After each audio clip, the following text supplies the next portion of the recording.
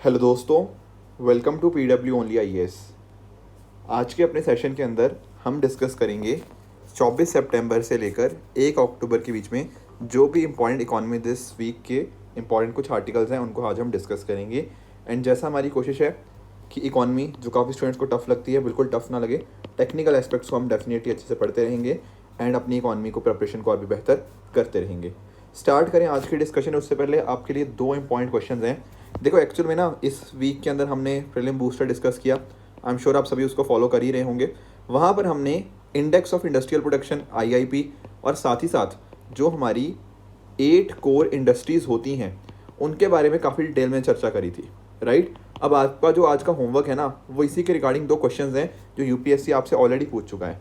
पहला 2012 में पूछा था कि कौन कौन से इनमें 8 कोर इंडस्ट्रीज़ का पार्ट है, एंड सेकेंडली वेटेज उसने पूछी कि किसकी वेटेज आप 8 इंडस्ट्रीज़ में बात करोगे, किसकी हाईएस्ट है एंड किसकी लोएस्ट है। तो जब भी मैं आपको भी बताता हूँ ना कि जब भी आपको याद करना है इनको एक ऑर्डर में ही याद करो ताकि ना हमें दिक्कत ना आए किसी भी चीज़ को अरेंज करने के अंदर कि किसकी इंपॉर्टेंस सबसे ज़्यादा है उन 8 कोर इंडस्ट्रीज़ के बीच में से, राइट। चलिए अब स्टार्ट करते हैं अपने डिस्कशन की तरफ। पहला हमारा टॉपिक है ग्लोबल इनोवेशन इंडेक्स। देखो 21st सेंचुरी के अंदर आज के टाइम के ऊपर इनोवेशन काफ़ी ज़्यादा इंपॉर्टेंट हो चुकी है, specially different countries research and development की फील्ड में काफ़ी कोशिश कर रही हैं काफ़ी आगे बढ़ने का, राइट। अगर मैं बात करता हूँ विद रिगार्ड्स टू ये जो पर्टिकुलर इंडेक्स है, यहाँ पर इंडेक्स की अगर मैं बात करूँ तो यहाँ पर हमारे पास एक ऑर्गेनाइजेशन है। इस ऑर्गेनाइजेशन का एक नाम है दैट इज़ WIPO। WIPO क्या है? It stands for world intellectual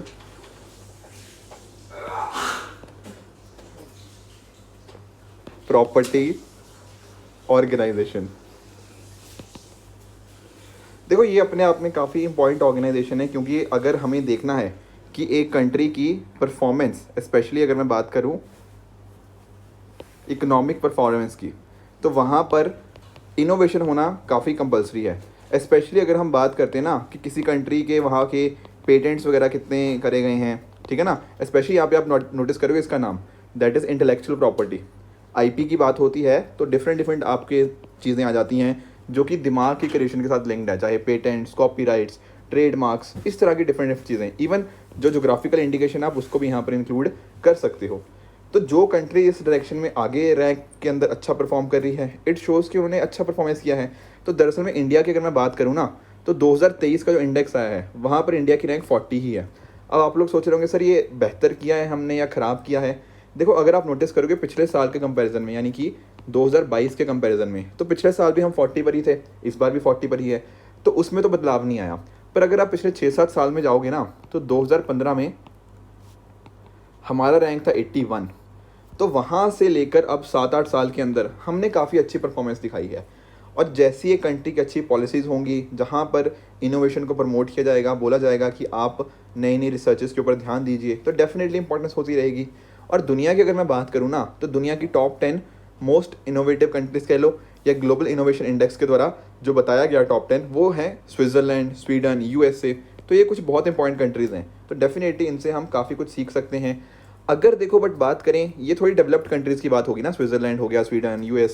पर अगर हम थोड़ा ना अगर लोअर मिडिल इनकम कंट्रीज़ की बात करें, क्योंकि इंडिया में अभी भी आप नोटिस करोगे जो पर कैपिटा इनकम है ना वो बहुत ज़्यादा नहीं है, उनके अंदर India one of the leading groups हैं। तो ये अपने आप में काफ़ी अच्छी बात है, ठीक है ना। बाकी अगर आप थोड़ा WIPO के बारे में जानना चाहते हो जो कि इस इंडेक्स को रिलीज़ करता है, तो हम देख पाएंगे कि ये क्या है। ये एक UN की ही, यानी कि यूनाइटेड नेशन की एक सेल्फ फंडिंग एजेंसी है, ठीक है ना, जो पूरे इसके रिगार्डिंग काम करती है, इंफॉर्मेशन के रिगार्डिंग, इंटेलेक्चुअल प्रॉपर्टीज़ के रिगार्डिंग, उनके रिगार्डिंग जितना भी काम होता है ताकि दुनिया भर में IP सिस्टम को इस तरह से, इंटेलेक्चुअल प्रॉपर्टीज को इस तरह से डिज़ाइन किया जा पाए ताकि उससे इनोवेशन, क्रिएटिविटी ये सबकी आगे आ पाए, ये काम होता है WIPO का। तो 2-3 चीज़ें जो आपको बिल्कुल ध्यान में रखनी है, कौन इस इंडेक्स को रिलीज़ करता है, कितना रैंक है इंडिया का, क्या परफॉर्मेंस हुई है और किन तरह से इसका असेसमेंट देखा जाता है, ये सारी बातें आपको यहाँ पे with regards to global innovation index आपको पता होनी चाहिए। चलते हैं अपने अगले आर्टिकल की तरफ that is with regards to world talent ranking. अब देखो ये भी इस वीक के अंदर हमें रिलीज़ होती हुई देखने को मिली। यहाँ पर क्या होता है, यहाँ पर देखो हर पर्टिकुलर कंट्री के पास ना डिफरेंट डिफरेंट, आप जानते हो कि उनके पास अच्छी खासी पॉपुलेशन होती है। इंडिया की हम अक्सर बात करते हैं कि इंडिया के पास बहुत ज़्यादा पॉपुलेशन है, पर क्या ये पॉपुलेशन एक्चुअल में हमारा जो डेमोग्राफिक डिविडेंड है उसका फुल यूटिलाइजेशन हो पा रहा है या नहीं हो पा रहा, ये अपने आप में बहुत ज़्यादा इंपॉर्टेंट बन जाता है। तो यहाँ पर ना इस पर्टिकुलर टैलेंट रैंकिंग के अंदर क्या होता है, आपके डिफरेंट डिफरेंट फैक्टर्स को कंसिडर किया जाता है। जैसे फॉर एग्जांपल वहाँ पर क्वालिटी ऑफ लाइफ कैसी है, ठीक है ना, क्या वहाँ पर जो प्राइमरी एजुकेशन हो गया, सेकेंडरी एजुकेशन हो गया, ये सारी चीज़ें वहाँ के लोगों को मिल पा रही हैं, नहीं मिल पा रही, ठीक है ना। जो भी उनको मिनिमम वेजेस जैसे हर कंट्री के अंदर होती है ना, क्या लोग उतना कमा पा रहे हैं या नहीं कमा पा रहे। तो इस तरह के अलग अलग पैरामीटर्स के बेसिस के ऊपर ना जो वर्ल्ड टैलेंट रैंकिंग है उनको यहाँ पर बताया जाता है। अब अगर आप नोटिस करोगे, पहली बात तो ये कि आखिर इसको रिलीज़ कौन करता है, तो ये रिलीज़ की जाते हैं बाय IMD।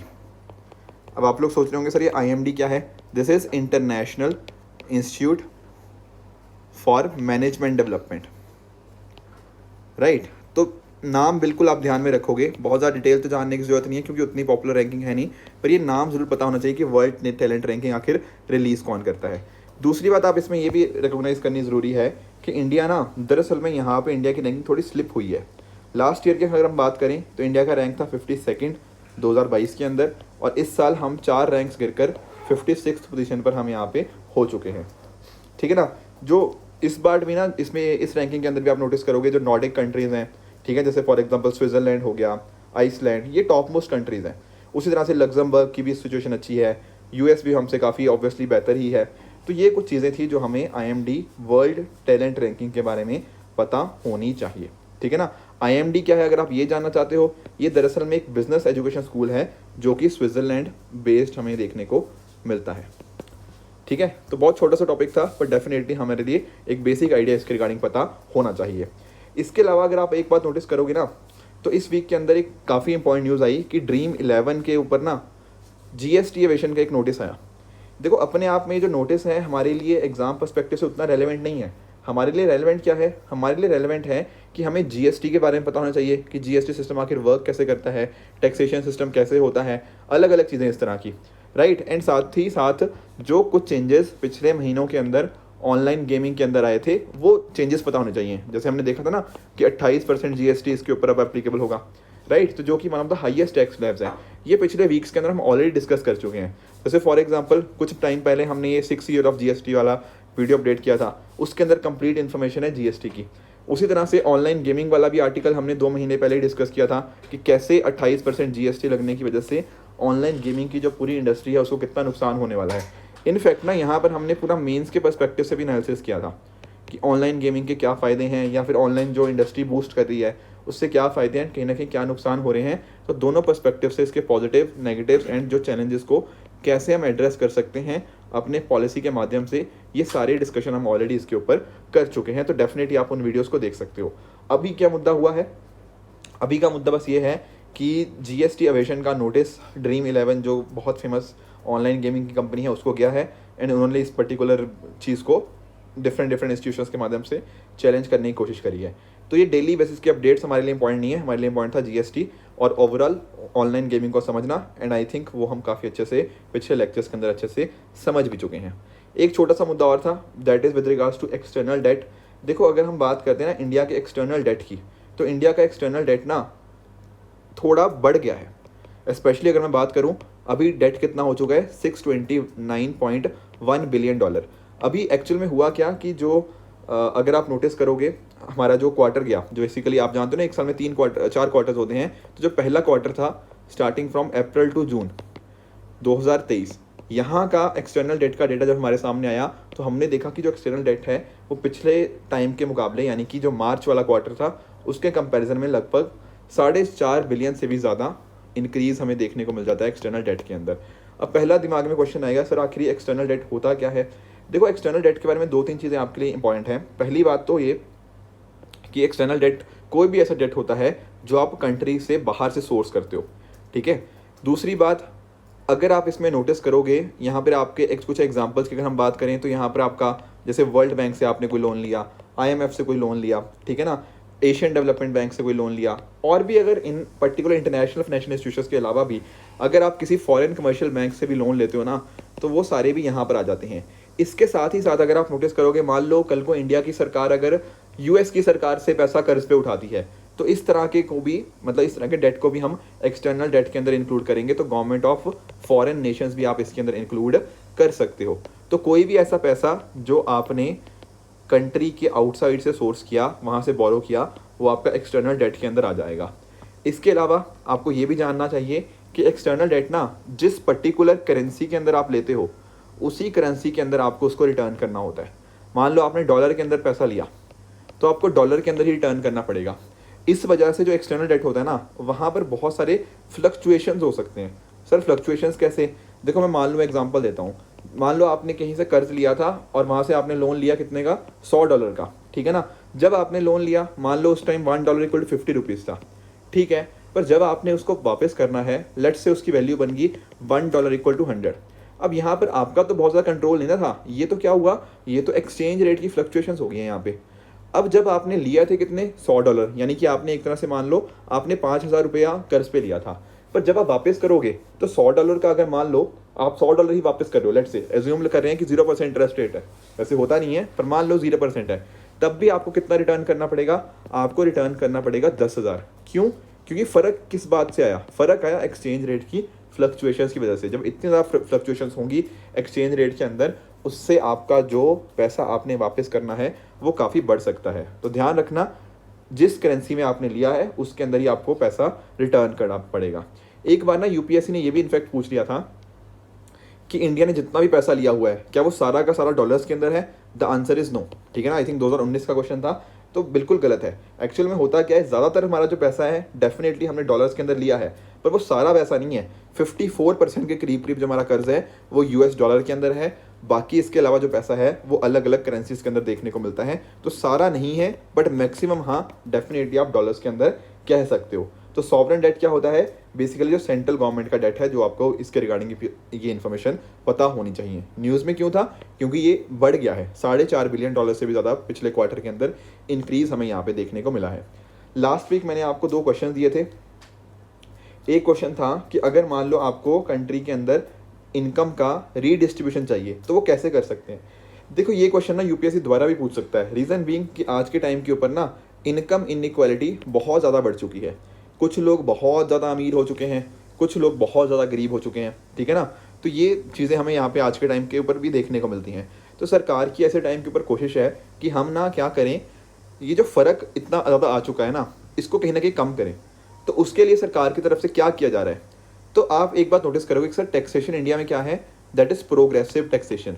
जो लोग ज़्यादा पैसा कमाते हैं उनके ऊपर ज़्यादा परसेंटेज टैक्स लेना इस प्रोग्रेसिव टैक्सेशन। आप इनकम टैक्स की स्लैब देखते हो ना, वो क्या होता है, जैसे जैसे आपकी इनकम बढ़ती रहती है तो अकॉर्डिंगली आपकी स्लैब बढ़ती रहती है। तो जो इंसान ज़्यादा पैसा कमा रहा है कहीं ना कहीं वो ज़्यादा टैक्स भरेगा, एंड वो टैक्स कहाँ यूज़ होगा, गरीबों के लिए। Getting it? तो प्रोग्रेसिव टैक्सेशन से क्या होता है, आपकी इनकम इनइक्वालिटी कम होती है। पर एक्सपेंडिचर के अंदर क्या होना चाहिए, प्रोग्रेसिव टैक्सेशन तो समझ आ गया, तो सी और डी तो गलत हो गए। अब आएगा कि एक्सपेंडिचर क्या होगा, क्या वो रिग्रेसिव होगा, क्या वो प्रोग्रेसिव होगा। देखो आंसर है इसका रिग्रेसिव एक्सपेंडिचर। क्यों? रिग्रेसिव एक्सपेंडिचर का मतलब होता है कि जो लोग कम पैसा कमा रहे हैं ना, जो लोग गरीब हैं, अगर सरकार उनके ऊपर ज़्यादा खर्च करे, और जो लोग ज़्यादा पैसा कमा रहे हैं उनके ऊपर सरकार कम खर्च करे, उसको बोलते हैं रिग्रेसिव एक्सपेंडिचर। तो सरकार को डेफिनेटली ऐसा ही करना चाहिए। अब ऐसा थोड़ी है कि स्कीमें बना रहे हैं अमीरों के लिए और गरीबों के लिए कोई स्कीम नहीं बन रही, वो तो गलत हो जाएगा ना। तो जो रिग्रेसिव एक्सपेंडिचर होता है ना, वो इसी के उल्ट होता है कि जो गरीब इंसान है उसके लिए पॉलिसीज बनाई जा रही हैं, पैसा उसके ऊपर सरकार ज़्यादा खर्च कर रही है। तो यहाँ पर इसका करेक्ट आंसर बनेगा option number B, progressive taxation combined with regressive expenditure. दूसरा हमारा जो क्वेश्चन है वो था कि इनमें से कौन सा एक्चुअल में प्रॉपरली मैच्ड है, chronic poor, churning poor and transient poor. देखो क्रोनिक पुअर का अर्थ क्या होता है, क्रोनिक पुअर का मतलब होता है वो वर्कर्स जो कहीं ना कहीं लगभग पूरा टाइम ही गरीबी रेखा के नीचे रहते हैं। Getting it? बहुत कम होता है कि उनके पास पैसे आएँ और वो गरीबी रेखा से ऊपर आए। तो जनरली वो लोग जो always below the poverty line होते हैं उनको बोलते हैं क्रोनिक पुअर। ठीक है सर, तो ये चर्निंग पुअर क्या होता है?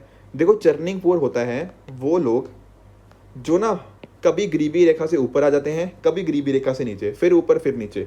सर ऐसा क्या कैसे हो रहा है कि कभी ऊपर जा रहे हैं कभी नीचे जा रहे हैं? देखो मान लो एक बंदा है, लेट से वो आइसक्रीम बेचता है, अब हो सकता है ना कि आइसक्रीम खाने वाले लोग गर्मियों में ज़्यादा आइसक्रीम खाएं, सर्दियों में हो सकता है उसकी आइसक्रीम बिकती ही ना हो। तो जिन महीनों में वो सर्दियाँ चल रही हैं उस टाइम पे ऊपर उसकी बिल्कुल ही कमाई नहीं होगी, तो उस महीने में क्या होगा, वो गरीबी रेखा से नीचे आ जाएगा। पर जब उसकी आइसक्रीम बिकने लग जाएगी तब वो गरीबी रेखा से ऊपर चला जाएगा, ठीक है ना। इसी तरह से एग्रीकल्चर के अंदर आप देखते हो कुछ महीने हो सकता है किसी एक वर्कर को काम मिले, तब वो ठीक ठाक कमा ले और वो गरीबी रेखा से ऊपर आ जाए, पर अदर टाइम क्या होगा, वो गरीबी रेखा से नीचे रहेगा। ऐसे लोगों को बोलते हैं चर्निंग पुअर, को कभी पॉवर्टी लाइन के अंदर या ऊपर, कभी उसके नीचे। Getting it. तीसरा बोल रहा है ट्रांजिएंट पुअर। ट्रांजिएंट पुअर उनको बोलते हैं कि जो ज़्यादातर टाइम दरअसल में आपके रिच ही होते हैं, जो पैसा ठीक ठाक कमाते हैं, पर किसी वजह से वो नीचे आ जाते हैं। जैसे फॉर एग्जांपल लेट्स से एक बिजनेसमैन था, उसके पास थोड़े बहुत पैसे थे, पर उसका बिजनेस अचानक से फेल कर गया। अब बिजनेस अचानक से फेल कर गया, हो सकता है बिल्कुल उसकी सिचुएशन बिल्कुल ख़राब हो जाए, तो ऐसे इंसान को हम क्या बोलेंगे, ट्रांजिएंट पुअर। गेटिंग इट, कि ज़्यादातर वो ठीक होते हैं पर कहीं ना कहीं बैड लक की वजह से या किसी और कारण की वजह से वो नीचे आ जाते हैं, उनको बोलते हैं ट्रांजिएंट पुअर। तो अगर आपको डेफिनेशन क्लियर है तो आप देखोगे थर्ड स्टेटमेंट बिल्कुल ठीक है, पर पहला और जो सेकंड है ना उनको इंटरचेंज कर दिया गया है। तो फर्स्ट वाले का आंसर आएगा ये नीचे वाला, सेकंड वाले का ऊपर वाला। तो इस वजह से स्टेटमेंट क्या सही बनेगा, आपका स्टेटमेंट बनेगा option number C, 3 only is the correct answer. ठीक है फ्रेंड्स, तो ये थी आज की डिस्कशन। आई होप आप सभी को आज की डिस्कशन अच्छे से समझ आई होगी। इसी तरह से आप भी अपने एंड पे हार्डवर्क करते रहिए। Good bye and good luck.